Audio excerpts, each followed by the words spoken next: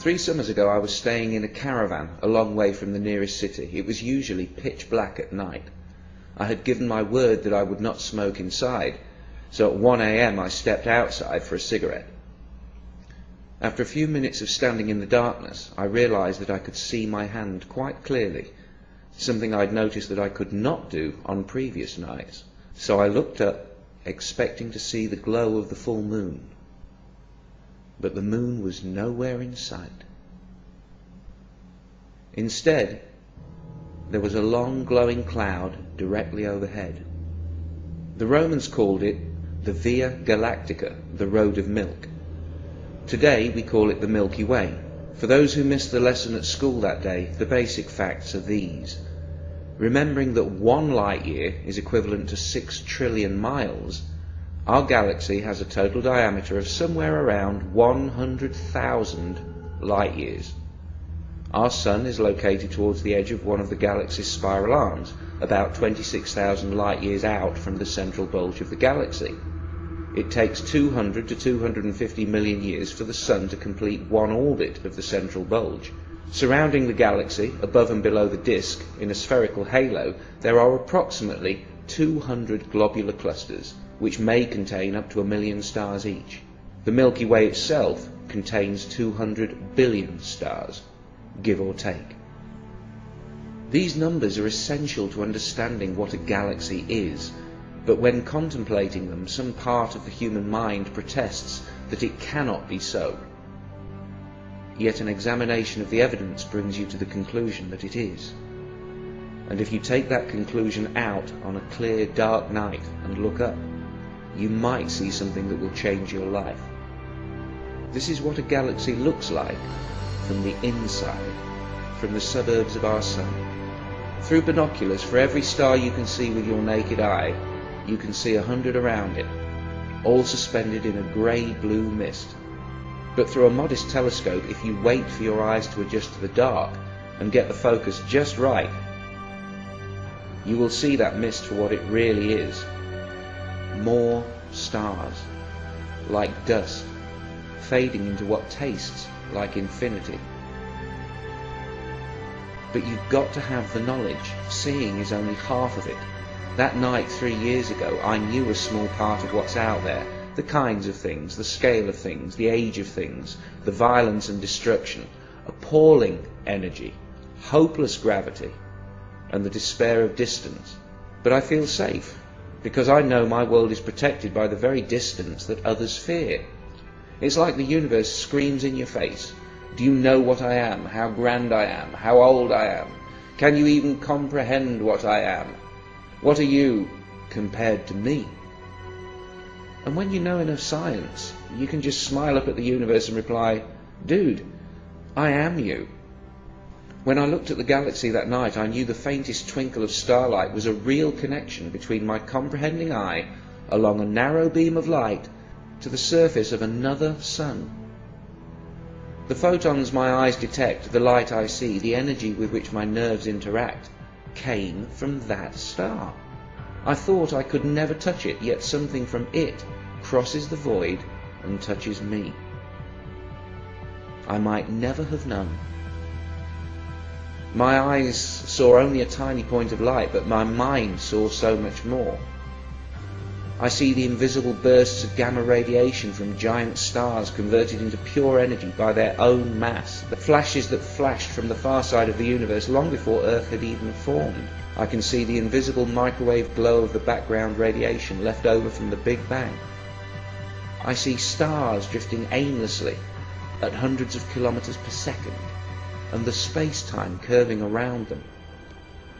I can even see millions of years into the future. That blue twinkle will blow up one day, sterilizing any nearby solar systems in an apocalypse that makes the wrath of human gods seem pitiful by comparison. Yet it was from such destruction that I was formed. Stars must die so that I can live. I stepped out of a supernova. And so did you.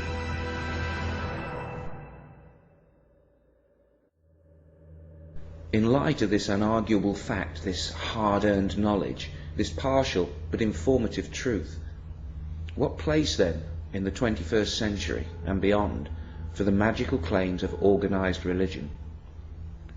The first religions were primitive by any definition. For reasons of limited population, communication and plain old geography, they never grew to be anything other than a local concern. But religions mutate in time and grow in sophistication as each generation of holy men learn what works and what doesn't, what makes people obedient and what causes rebellion, what ideas people can easily escape and which will haunt them until they have to pray just to stop the nagging fear. When populations grew due to the slow but steady growth of knowledge, as if confronted by a bumper harvest, the religions went into an arms race with each other, from gods of wind and thunder and sea. The threats, incentives and claims of power escalate until every dominant organized religion has a god that is all-powerful, all-loving, all-seeing, and words like infinity and eternity are deployed cheaply, while all other words are open to abuse until they mean exactly what the religions want them to mean. That night under the Milky Way, I, who experienced it, cannot call the experience a religious experience, for I know it was not religious in any way. I was thinking about facts and physics, trying to visualize what is, not what I would like there to be. There's no word for such experiences that come through scientific and not mystical revelation. The reason for that is that every time someone has such a mindgasm, religion steals it, simply by saying, you had a religious experience. And spiritualists will pull the same shit. And both camps get angry when an atheist like me tells you that I only ever had these experiences after rejecting everything supernatural. But I do admit that after such experiences, the moments when reality hits me like a winning lottery ticket, I often think about religion and how lucky I am that I am not religious.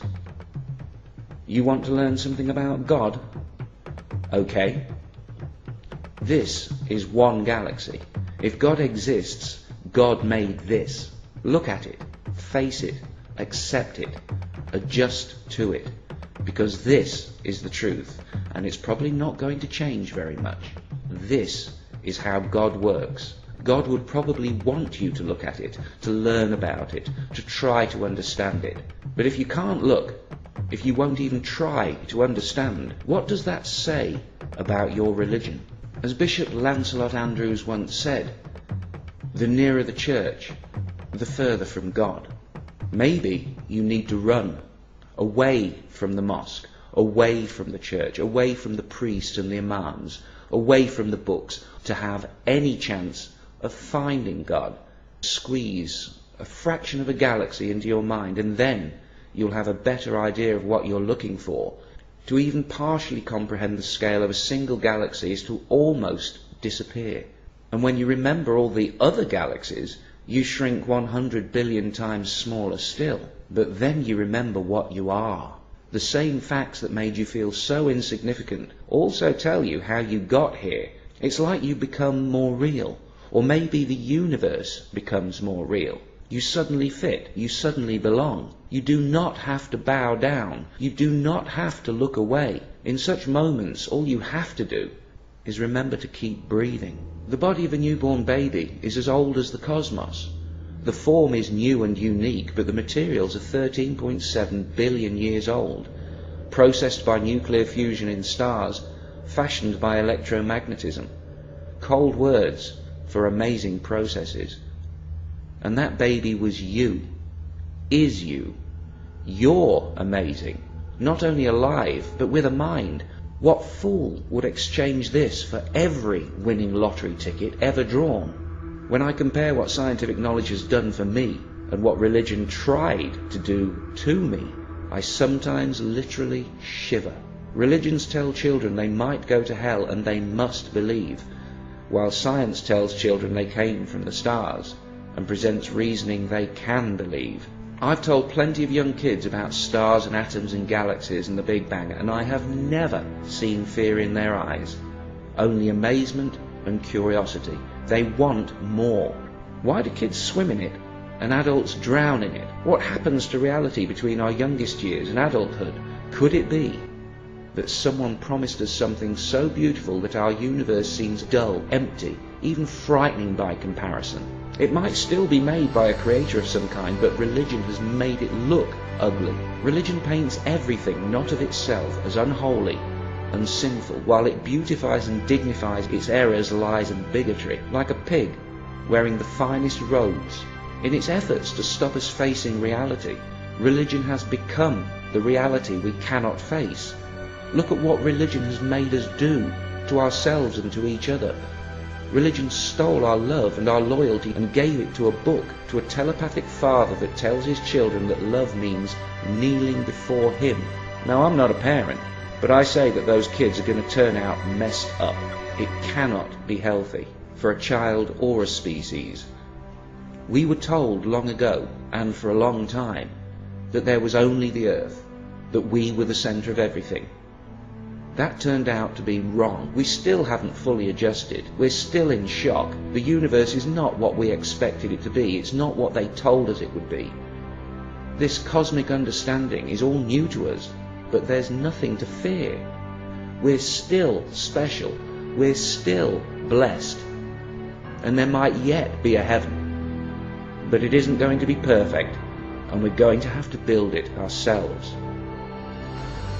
If I have something that can be called a soul that needed saving, then science saved it from religion. Some people find it really very depressing that the universe can only support life for another 30 billion years. 30 billion years. Are you fucking kidding me?